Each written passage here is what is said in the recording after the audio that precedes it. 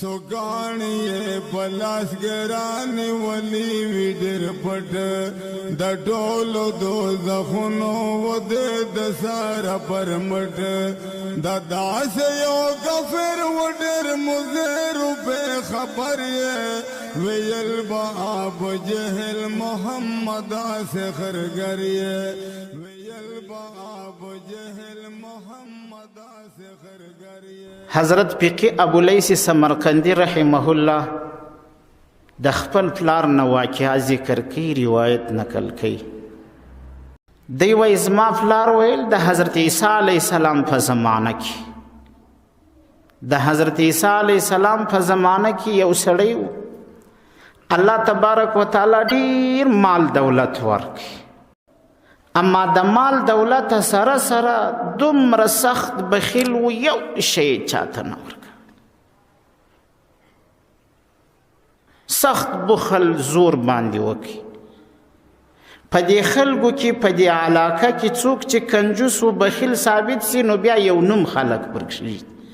په هغه زمانه کې پر دغه سړي باندې خلکو نوم د ملعون کښېښو. ملعون خو لفظ عربي دی، په پښتو باندې معنا دا ده چې د الله تعالی د رحمت سلیل لعنت باندې کړه سوی، داسې نوم باندې کښېښوول سو. الله پاک پراخي باندې راوسته، اما خو امتحان کې واچوي. دلته د زړه کیلي دام د الله پاک په لاس کې دي، په قدرت کې دي. هغو ته یو زبردست کل پورته ولګاوي. کم چا کې چې الله د ماده د سخا پیدا کړي دام د الله کار دی.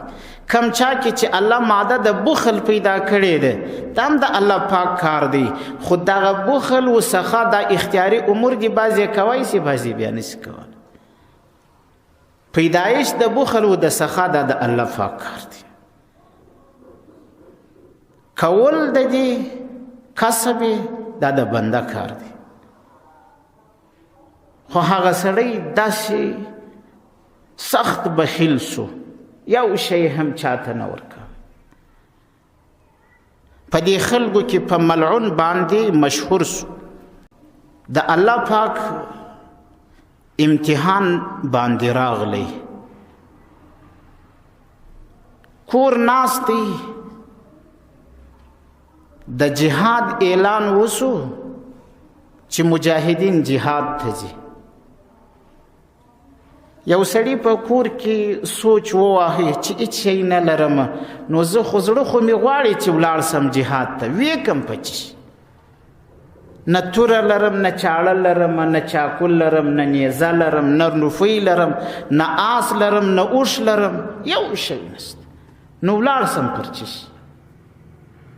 په خپل ګریوان کې ګوري متوجه کېدل پکار دي. زموږ دروازې هره ورځ دعې ټکېږي، پیسې هم ستا، هر څه سامان ستا، اما ولیکن یو سر نه خلاصي الا ماشاءالله یو څو کسان مشمل.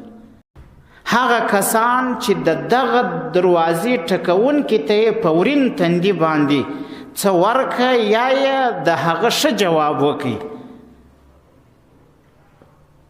غیږ ورته خلاصه که، د هغه کم انجام دی. او هغه څوک چې د دغه دروازې ټکونکي سره په نیت کې یا په خوله یا په زړه کې بد جنې وړي، دا ذلیل خوار خلک العیاذ بالله بولي، د هغه کم انجام دی. مجاهد په کور کې سوچ وواهي چې اعلان وسو توکل پر الله دی، پر ما حرکت دی، نور برکت د چا کار دی؟ د الله پاک کار دی. در کور راووتی، شاوخوا یې وکته چې دا ملعون ته ورغلی وای، ته یو شی بیا نه وای درکړی. زړه یې سره راغونډ کړي، ور روان سو. چې ورغلی دروازه یې ور وټکول، هغه چې راووتی پورته کښته الفاظ یې ورته وویل، ځه نازیبا و نالائکه الفاظ یې ورته وویل، په خپله لار باندې ولاړ سه. مجاهد غریب جنې روان سو. خو الله پاک چې د چا د خیر اراده کړې وي الله تبارک وتعالی چاته جنت ورکوي بیا یې هغه د زړه کې کلف ورخلاص کړي. مجاهد چې کله د ده د کلاسه نعمېدی ده ته په زړه کې ور وګرځېده چاته دې جواب ورکوي، چاته دې داسې نازیبا او نالایقه الفاظ وویل. تا ګوره په کومه جذبه را روان و، په څومره غټ نیت را روان و، دی سر ورکوي ته زر نسې ورکولی. لږ خو د ځانه سره سوچ وکړه دی دا سر پر څه شي ورکوي؟ د الله پر دین، د الله پر رضا ته دا زر نسې ورکولی، دومره دې ملا ماته. بس کور ته ننوتې، یو شت توره پرته وه راواخیست، شا د خوا ورپسې سو مجاهده مجاهده نارې پسې توره یې ورلره ورکړه. وایي دا واخه د الله د راضي کولو دپاره. بس زما خو دونه وس نسته چې در سره ولاړ سم، تا خو به خوشحاله کړم. توره یې ورلره ورکړه، هغه پر خپله لار روان سو، ډېر خوشحاله سو. د مجاهدینو صف ته ځان رسوي، په لارې باندې حضرت عیسی علیه السلام په مخه ورغله. هغه مجاهد ته وایي چیرې ځې؟ وایي ځم مجاهدینو ته. وایي دا توره دې د څه وه؟ وایي دا خو ملعون راکړه. حضرت عیسی علیه السلام ورته دعا وکړه، خوشحاله سو ډېر فضله کې. وایي ملعونه الله دې د دې تورې په عوض کې درته خپله رضا درکړي. کله چې یو څوک د یو مجاهد سره ښه وکړي، اسکوټر ورلره ورکړي یا بل شی ورکړي، هغه چې خپل امیر له ورولي، هغه ورته وایي چا درکوي؟ وایي فلاني. وایي الله دې ده ته جنت معلا ورکړي. بس د مجاهد دعا ده، الله یې قبلوي. حضرت عیسی علیه السلام خوشحاله هم سو، حضرت عیسی علیه السلام ورته دعا هم وکړه. مجاهد په خپله لار ولاړي، حضرت عیسی علیه السلام پر خپله لار را روان دی. ملعون چې کله دغه توره و هغه مجاهد ته ورکړه، د کور په دروازه کې کښېنستی. کتل یې د هاخوا څه یو کس دی را روان دی، حضرت عیسی علیه السلام را روان دی، یو کس عابد دی، دا ورسره دی. او یا کاله یې د الله پاک عبادت کړی، او یا کاله یې د الله عبادت کړی. داسې عبادت یې کړی و، د ورځې روژه، د شپې ټوله شپه په عبادت نفلي لمانځه باندې تېرول. فرضي لمنځونه خو څه کوي، نفلو باندې یې داسې عبادت کوئ، په داسې شان باندې یې د الله پاک عبادت کوئ. حضرت عیسی علیه السلام په لار تیریږي، ملعون چې کله وکته چې د خدای پیغمبر تیریږي، د الله پاک پیغمبر روان دی، او یو ورسره بزرګ عابد روان دی عبادت کوونکی، لږ خو به که نور هیڅ نه وي، و خو به ګورم ورته، مخ ته خو بیا وګورم. ورته راولاړ سو، دې ته یې وکته. د حضرت عیسی علیه السلام سره چې کوم عابد ملګری دی، او یا کاله یې د الله پاک عبادت کړی دی، او یا کاله هغه عابد و حضرت عیسی علیه السلام ته وایي دا ملعون د دې څه تیښته کول پکار دی، د دې مخ زه نه وینم. هغه عابد تیز روان سو، حضرت عیسی علیه السلام ته الله پاک وحی وکړي، وایي دا ستا ملګري ته سر ورخلاص که، ورته وایي د تورې په ورکړه مجاهد ته چې ورکړه. په دې باندې مې ملعون ته خپله رضا ورکړه.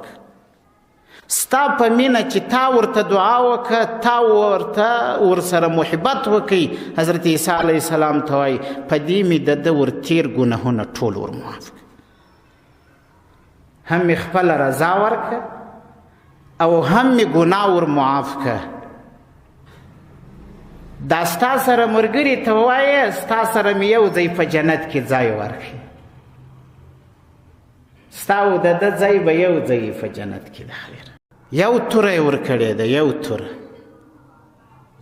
خو پر ځای ولګېده. کله کله شی په ځای باندې ولګېږي، یوه روپۍ الله قبوله کړي، یوه نیکه کلمه الله قبوله کړي.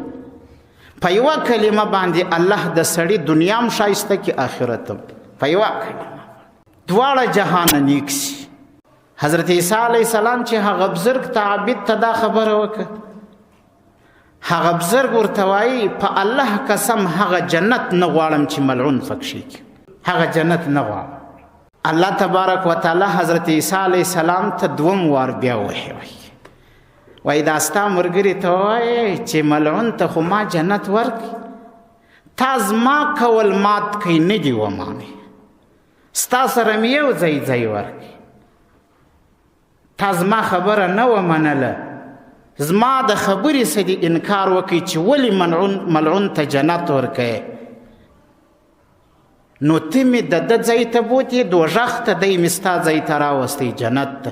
د ده ټوله ځایونه چې په دوژخ کې و هغه مې تا ته درکړه، ستا ټوله ځایونه چې په جنت کې و هغه مې ده ته ورکړه. ښه سودا دې وکړه. ولې تا زما یو بنده ته په حقیر نظر، په خوار نظر باندې وکتل. د الله تعالی بندگانو ته په خوار نظر باندې کتل، بیا داسې کسانو ته چې د الله تعالی د دین خدمت کوي هغو ته په خواره سترګه باندې کتل، نعوذ بالله صد نعوذ بالله. یا داسې چاته چې هغه د الله پر دین باندې خپل سر ورکوي، ځان ورکوي، مال ورکوي، هر څه یې در الله قرباني کړي، هاسې څوک خدای نه کرده د سړي په نظر کې ټیټ ورسي یا حقیر و ذلیل ورسي، نعوذ بالله صد نعوذ بالله. هغه څوک به بیا خواریږي. ګوري هغه څوک خواري چې دا خپل ځان مشکل و تاوان خپل ځان ته رسي، ها دومره عبادت چې کړی و هغه ولاړې هیڅ ګټه نه ورسوي. عبادت په خپله طریقه کول غواړي